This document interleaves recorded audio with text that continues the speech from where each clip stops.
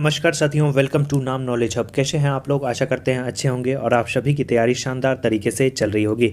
तो साथियों, इस वीडियो में हम लोग काफ़ी ही महत्वपूर्ण टॉपिक की चर्चा करेंगे। बिहार में जनजातीय आंदोलन, साथ साथ बहावी आंदोलन। काफ़ी ही महत्वपूर्ण टॉपिक है। 1 से 2 क्वेश्चन इस टॉपिक से हर बार पूछे जाते हैं। तो चलिए इस वीडियो में हम लोग इसे कंप्लीट करते हैं और वीडियो को शुरू से लेकर अंत तक ज़रूर देखिएगा। एक एक पॉइंट आपके एग्जाम पॉइंट ऑफ व्यू से काफ़ी ही महत्वपूर्ण होने वाली है। और पिछले वीडियो को आपने नहीं देखा है तो जाकर जरूर देख लें। Bihar special super fast revision का एक भी पार्ट आप मिस ना करें। एग्जाम पॉइंट ऑफ व्यू से काफ़ी ही महत्वपूर्ण वीडियो है, वो सभी वीडियो को आप जरूर देख लें। तो चलिए हम लोग बिना किसी देरी की शुरू करते हैं। पहला जो विद्रोह है वो है तमार विद्रोह। इसके बारे में बता दें आपको, इस विद्रोह की जो शुरुआत है वो 1782 ईस्वी में ठाकुर भोलेनाथ सिंह के नेतृत्व में हुआ था। कभी कभी पूछ दिया जाता है कि इसकी शुरुआत जो है किसके नेतृत्व में हुई थी, तो याद रखना है ठाकुर भोलेनाथ सिंह के नेतृत्व में तमार विद्रोह की शुरुआत हुई थी। यह विद्रोह छोटा नागपुर के उड़ाव जनजाति के द्वारा किया गया था, जो 1794 ईस्वी तक चलता रहा और धीरे धीरे कमजोर होकर समाप्त हो गया। इसका जो तत्कालिक कारण बताया जाता है वो बताया जाता है कि आदिवासियों को भूमि से वंचित करना जो है इस आंदोलन का प्रमुख कारण था। इस प्रकार की घटनाओं पर अंकुश लगाने के लिए ब्रिटिश सरकार ने 1790 ईस्वी में जमींदारी पुलिस बल का भी गठन किया था। तो तमार विद्रोह से संबंधित इन तथ्यों को आप जरूर याद रखेंगे। अगला जो विद्रोह है वो है चेरो विद्रोह। इसके बारे में बता दें, इस विद्रोह की जो शुरुआत है वो 1800 ईस्वी में चेरो जनजाति के द्वारा किया गया था। चेरो विद्रोह का नेतृत्व भूषण सिंह नामक जमींदार के द्वारा किया गया था और यह विद्रोह जो है 1800 से लेकर 1802 तक चलता रहा और 1802 ईस्वी में इसके जो नेतृत्वकर्ता थे भूषण सिंह, अंग्रेजों के द्वारा उन्हें फांसी दे दी गई थी। तो याद रखना है, ऐसे भी प्रश्न पूछा जा सकता है कि भूषण सिंह को कब फांसी दी गई थी, तो याद रखना है सन 1802 ईस्वी में। और ये चेरो विद्रोह के नेतृत्वकर्ता माने जाते हैं। शुरुआत कब हुई थी? 1802। चला कब तक था? 1802 तक। अगला जो जनजातीय विद्रोह है वो है हो विद्रोह। इसके बारे में बता दें, छोटा नागपुर के जनजातीय समाज ने सिंह भूम के राजा जगन्नाथ सिंह के द्वारा भूमि एवं उपज में कड़ बढ़ोतरी के लिए इस विद्रोह की शुरुआत की थी और इस विद्रोह का जो कालखंड है वो 1821 से 22 माना जाता है। अगला जो जनजातीय विद्रोह है वो है कोल विद्रोह। इसके बारे में आपको बता दें, ये भी छोटा नागपुर में 1831 से 32 में इसकी शुरुआत मानी जाती है। यह विद्रोह मुंडा जनजाति के द्वारा शुरू किया गया था, जिसमें बाद में हो जनजाति के लोग भी शामिल हुए। याद रखना है, कोल विद्रोह को सबसे पहले मुंडा जनजाति के द्वारा शुरू किया गया था और बाद में हो जनजाति के लोग भी इसमें शामिल हुए थे। इस आंदोलन का, इस विद्रोह का जो तत्कालिक कारण है वो बताया जाता है कि छोटा नागपुर के महाराज के भाई हरनाथ शाही द्वारा इनकी जमीन को छीनकर अपने प्रिय लोगों में सौंप देना इस आंदोलन का तत्कालिक कारण बताया जाता है। विद्रोह का क्षेत्र मुख्यतः रांची, हजारीबाग, पलामू और मानभूम बताया जाता है। विद्रोह के जो प्रमुख नेता हैं वो बुद्धो भगत और शियाराम के साथ साथ सुरमा जो है इस विद्रोह के प्रमुख नेता माने जाते हैं। 13 फरवरी 1835 ईस्वी को भगत जो थे, बुद्धो भगत, वो शहीद हो गए थे। पूछा जा सकता है कि बुद्धो भगत कब शहीद हुए थे, तो याद रखना है 13 फरवरी 1835 ईस्वी में ये शहीद हुए थे। और कोल विद्रोह के जो है आपको नेता भी माने जाते हैं। नेक्स्ट जो विद्रोह है वो है भूमिज विद्रोह। इसकी शुरुआत 1832 ईस्वी में हुई थी और गंगा नारायण सिंह ने इसका नेतृत्व किया था। किसका? भूमिज विद्रोह का। इस विद्रोह की विधिवत शुरुआत जो है 26 अप्रैल को बीरभूम परगना के जमींदार के सौतेले भाई और दीवान जो थे माधव सिंह, उनकी हत्या के साथ हुई थी और 7 फरवरी गंगा नारायण की मृत्यु के बाद यह विद्रोह शिथिल पड़ गया था। अगला जो विद्रोह है वो है खेरवाड़ विद्रोह। साथियों, जो इंपॉर्टेंट तथ्य है उसे ही बता रहे हैं, ज़्यादा डिटेल में पढ़ने की आपको कोई आवश्यकता नहीं है क्योंकि सिंपल सा क्वेश्चन जनजातीय विद्रोह से आपके एग्जाम में पूछे जाते हैं। खेरवाड़ के बारे में बात करें तो 1874 ईस्वी में भागीरथी मांझी के द्वारा इस विद्रोह की शुरुआत की गई थी। इस विद्रोह को शफाहर आंदोलन भी कहा जाता है। याद रखना है, ऐसे भी पूछा जा सकता है कि शफाहर आंदोलन की शुरुआत किसके द्वारा की गई थी, तो याद रखना है ये खेरवाड़ विद्रोह ही है और इसकी शुरुआत भागीरथी मांझी के द्वारा की गई थी। इस आंदोलन के दौरान एकेश्वरवाद यानी एक ही ईश्वर की बात कही गई और सामाजिक सुधार पर विशेष जोर दिया गया था। याद रखना है किस विद्रोह में? खेरवाड़ विद्रोह। अगला जो विद्रोह है वो काफ़ी ज़्यादा इंपॉर्टेंट है आपके बीपीएससी एग्जाम के लिए। तो अभी जो आपको पॉइंट बोलेंगे उसे ध्यानपूर्वक सुनिएगा और याद करने का प्रयास करिएगा। संथाल विद्रोह की बात करें 1855 ईस्वी में बंगाल के मुर्शिदाबाद तथा बिहार के भागलपुर जिले में स्थानीय जमींदार, महाजन और अंग्रेज कर्मचारियों के अन्याय से परेशान होकर जनता ने एक बद्ध होकर इस आंदोलन को छेड़ा था। और इस विद्रोह के जो प्रमुख नेता हैं उसके बारे में काफ़ी बार बीपीएससी के एग्जाम में पूछा गया है, तो याद रखना है सिद्धू और कान्हू इस विद्रोह के प्रमुख नेता हैं। 1793 ईस्वी में लॉर्ड कॉर्नवालिस द्वारा आरंभ किए गए अस्थायी बंदोबस्त के कारण जनता के ऊपर बढ़े अत्याचार इस विद्रोह का प्रमुख कारण माना जाता है। इस विद्रोह में करीब 15,000 संथाल मारे गए थे। काफ़ी ही ज़्यादा इंपॉर्टेंट क्वेश्चन है, याद रखना है। संथाल विद्रोह में बताया जाता है कि 15,000 संथाल मारे गए थे इस विद्रोह में। अगस्त 1855 ईस्वी में सिद्धू को पकड़ लिया गया तथा मार दिया गया। 1856 ईस्वी में कान्हू भी पकड़ा गया और मारा गया।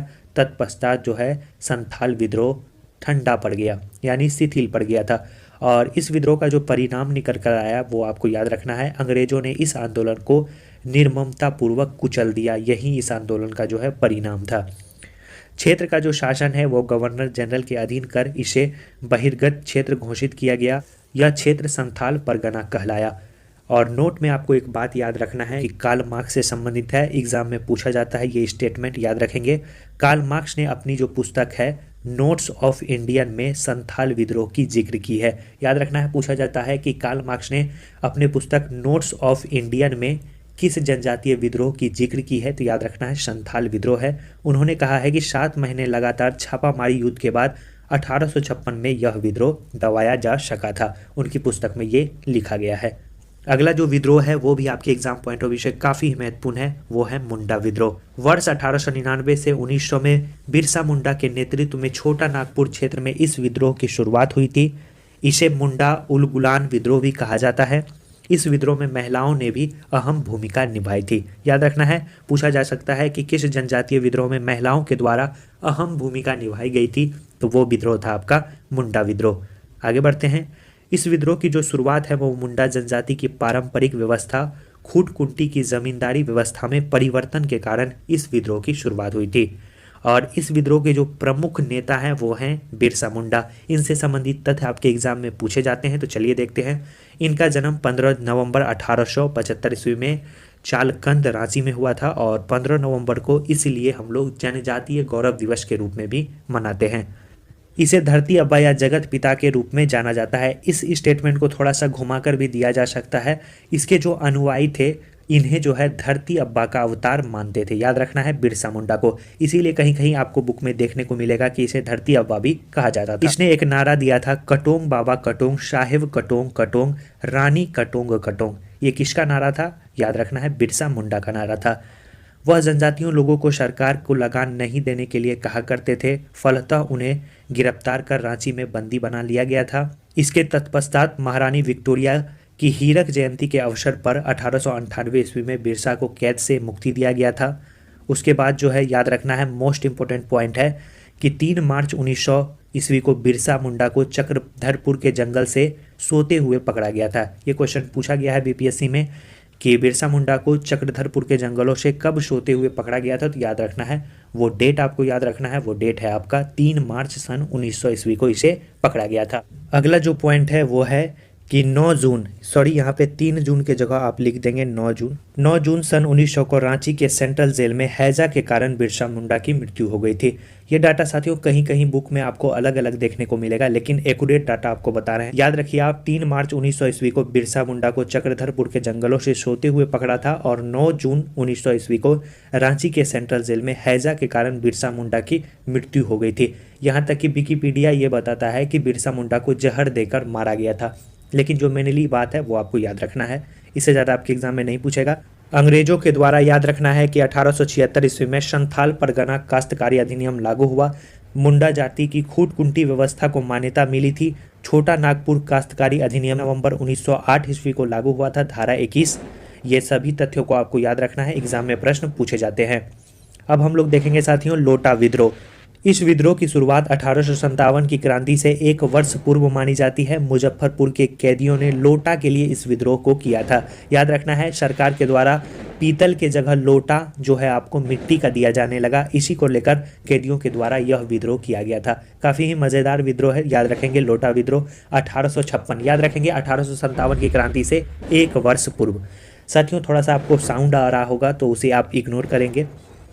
ताना भगत आंदोलन की बात करें, मुंडा विद्रोह के लगभग 13 साल बाद इस आंदोलन की शुरुआत हुई थी। इसकी शुरुआत 1913-14 ईस्वी में हुई थी। इस आंदोलन के जो प्रमुख प्रवर्तक हैं वो जतरा भगत माने जाते हैं। और इसकी जो मांग थी, इस आंदोलन की मांग इसमें था कि लगान ना देने का आह्वान किया गया, क्योंकि भूमि जो है, कहा गया कि जितनी भी भूमि है वो ईश्वर की है, तो हम लगान क्यों दें। मनुष्य में समता तथा स्वशासन का अधिकार की बात इसमें कही गई। यह इस आंदोलन की प्रमुख मांगी थी। तो जनजातीय विद्रोह से संबंधित इन सभी महत्वपूर्ण तथ्यों को आप जरूर याद कर लीजिएगा। वीडियो अच्छा लग रहा है, कंटेंट अच्छा लग रहा है, वीडियो को लाइक कर दीजिए। चैनल पे पहली बार आए हैं तो चैनल को जरूर सब्सक्राइब कर दीजिएगा। वीडियो में आगे बढ़ने से पहले साथियों, आपको एक बात बता दें बिहार स्पेशल क्विक नोट्स के बारे में। इस नोट्स में आपको बिहार से संबंधित जितने भी तथ्य होते हैं, यानी कंप्लीट बिहार नोट्स आपको मिलने वाला है। इसके अलावा बिहार स्पेशल में आपको प्रीलिम्स के लिए कोई भी चीज़ें पढ़ने की आवश्यकता नहीं पड़ने वाली है। इसमें आपको बिहार इतिहास, बिहार भूगोल, बिहार राज्य व्यवस्था और बिहार समसामयिकी के साथ साथ बिहार अर्थव्यवस्था के महत्वपूर्ण टॉपिक जो आपके एग्जाम में पूछे जाते हैं उसे संकलित किया गया है। और इस नोट्स को पढ़कर आप अंत समय में काफ़ी ही अच्छा स्कोर कर सकते हैं बिहार स्पेशल में। इसमें बिहार स्पेशल के कंप्लीट टॉपिक को शामिल किया गया है। ये आप देख सकते हैं, ये आपका नोट्स है जिसमें बिहार सामान्य जानकारी, मगध साम्राज्य, उसके बाद आपका बौद्ध धर्म, जैन धर्म के साथ साथ आपको प्राचीन बिहार, मध्यकालीन बिहार, आधुनिक बिहार, जनजातीय आंदोलन, उसके बाद जितने भी 1857 की क्रांति में बिहार की क्या भूमिका थी और वीर कुंवर सिंह की क्या भूमिका थी, इससे संबंधित तथ्य। उसके बाद अंत में आपको बिहार के प्रमुख समाचार पत्रिका के बारे में देखने को मिलेगा। बिहार के अब तक के जितने भी मुख्यमंत्री रहे हैं उनसे संबंधित तथ्य, राज्यपाल से संबंधित तथ्य। उसके बाद जो है आपको बिहार पंचायती राज व्यवस्था और बिहार पंचायती राज अधिनियम 2006 इससे संबंधित तथ्य देखने को मिलेंगे। उसके साथ साथ बिहार भूगोल, बिहार के खनिज, बिहार की नदियाँ, बिहार की मिट्टी और अंत में आपको जो है इन सभी तथ्यों के बाद Bihar current affair month wise देखने को मिलेगा। जनवरी 2022 से लेकर जनवरी 2023 तक जितने भी महत्वपूर्ण तथ्य हैं वो आपको देखने को मिलेगा। साथ साथ आर्थिक सर्वेक्षण, बिहार बजट, बिहार मंत्रिमंडल, बिहार के किस पद पे आसीन अभी कौन व्यक्ति हैं उनसे संबंधित तथ्य, पुरस्कार और सम्मान से संबंधित तथ्य, प्रमुख सूचकांक में बिहार की क्या स्थिति है, यानी कंप्लीट नोट्स आपको मिलने वाला है बिहार स्पेशल का। अंत समय में अपनी तैयारी को मजबूत करने के लिए इससे बेहतर कुछ नहीं हो सकता है। नोट्स लेना चाहते हैं आप ले सकते हैं। डिस्प्ले पे आपके अभी शो हो रहा होगा किस प्रकार से आपको नोट्स लेना है। हिंदी और इंग्लिश दोनों माध्यम में उपलब्ध है। इसे लें और अंत समय में अपनी तैयारी को ज़्यादा से ज़्यादा मजबूत करें। तो आप 80 वाले पे पेमेंट कर सकते हैं, 75 वाले पे आप व्हाट्सएप पे स्क्रीनशॉट भेजेंगे। विदिन 5 से 10 मिनट में आपको नोट्स प्रोवाइड कर दिया जाएगा। यही छोटी सी जानकारी आपको देनी थी। चलिए आगे बढ़ते हैं वीडियो। और बहावी आंदोलन जो कि आज हम लोग कहे थे, इसे भी कंप्लीट करेंगे। इसे देखते हैं, मेनली पॉइंट देखेंगे जहाँ से एग्जाम में क्वेश्चन पूछे जाएंगे। बहावी आंदोलन का भारत एवं मुस्लिम इतिहास में काफ़ी ज़्यादा महत्व माना जाता है। साथ ही इस आंदोलन का जो है 19वीं सदी के बिहार के स्वतंत्रता संघर्ष में महत्वपूर्ण योगदान भी माना जाता है। 1822 से लेकर 68 के बीच 46 वर्षों तक पटना इस आंदोलन का प्रमुख केंद्र रहा था, जिसके प्रवर्तक याद रखना है सैयद बहाव माने जाते हैं। याद रखना है कौन माने जाते हैं, सैयद बहाव माने जाते हैं। मुसलमानों में पाश्चात्य प्रभाव के विरुद्ध सर्वप्रथम जो प्रतिक्रिया हुई वली उल्लाह आंदोलन के भी नाम से स्मरण किया जाता है। वास्तव में यह पुनर्जागरणवादी आंदोलन था। शाह वजीर उल्लाह भारतीय मुसलमानों के प्रथम नेता माने जाते हैं, जिन्होंने भारतीय मुसलमानों की स्थिति में हुई गिरावट पर चिंता प्रकट की थी। उन्होंने भारतीय मुसलमानों के रीति रिवाज तथा मान्यताओं में आई कुरीतियों की ओर ध्यान दिलाया था। भारत में सैयद अहमद बरेली के ऊपर उनके शिक्षा का जबरदस्त प्रभाव पड़ा था। सैयद अहमद बरेलवी, जिसे हम लोग सैयद बहाव के भी नाम से जानते हैं, उनका जन्म 1776 ईस्वी में उत्तर प्रदेश के राय बरेली में हुआ था। उन्होंने मुस्लिम समाज के नैतिक उत्थान की बात की तथा मुसलमानों की बदहाली पर गौर करते हुए महसूस किया कि जब तक भारत से अंग्रेजी व्यवस्था को समाप्त नहीं किया जा सकता तब तक भारत में मुसलमानों की स्थिति में कोई भी सुधार नहीं हो सकता है। और 1821 ईस्वी में उन्होंने पटना का दौरा किया और बड़ी संख्या में लोगों को अपने आंदोलन की ओर आकर्षित किया। 1822 से लेकर 1868, जैसा आपको बताएं, लगभग 46 वर्ष तक जो है पटना इस आंदोलन का प्रमुख केंद्र माना जाता है। पटना से विलायत अली, शाह मोहम्मद हुसैन, इनायत अली एवं फरहाल हुसैन सैयद अहमद बरेली के प्रधान शिष्य बताए जाते हैं। याद रखना है 1831 ईस्वी में सिखों के खिलाफ बालाकोट की लड़ाई लड़ते हुए सैयद अहमद की मृत्यु हो गई। अब जो है पटना में इसका नेतृत्व विलायत अली एवं इनायत अली के हाथों में आ गया था। सितना के अलावा पटना भी उनकी गतिविधियों का केंद्र बना था। याद रखना है, ये पॉइंट काफ़ी ज़्यादा इंपॉर्टेंट है, एग्जाम में यहाँ से क्वेश्चन पूछे गए हैं। 1865 ईस्वी में बहावियों पर राजद्रोह का मुकदमा चलाया गया और अहमदुल्ला एवं उनके साथियों को काला पानी की सजा दी गई थी। 13 अप्रैल 1866 को पोर्ट ब्लेयर उन्हें भेज दिया गया। 1870-71 तक आते आते पटना के बहावियों की शक्ति पूर्णतः समाप्त हो गई थी। बहावी आंदोलन को ब्रिटिश अधिकारियों एवं इतिहासकारों ने सांप्रदायिक आंदोलन का रंग देने की कोशिश की थी और कहा था कि यह आंदोलन मुख्य रूप से हिंदू एवं सिखों के खिलाफ थी, लेकिन वास्तव में आपको याद रखना है यह आंदोलन मुख्य रूप से ब्रिटिश साम्राज्यवाद के खिलाफ थी, जिसने भारत में ब्रिटिश शासन को निकाल बाहर फेंकने पर जोर दिया था। इस तरह यह आंदोलन मुसलमानों का मुसलमानों द्वारा मुसलमानों के लिए ही था, जिसका उद्देश्य भारत में दारुल हर्ब से लेकर दारुल इस्लाम बनाना था।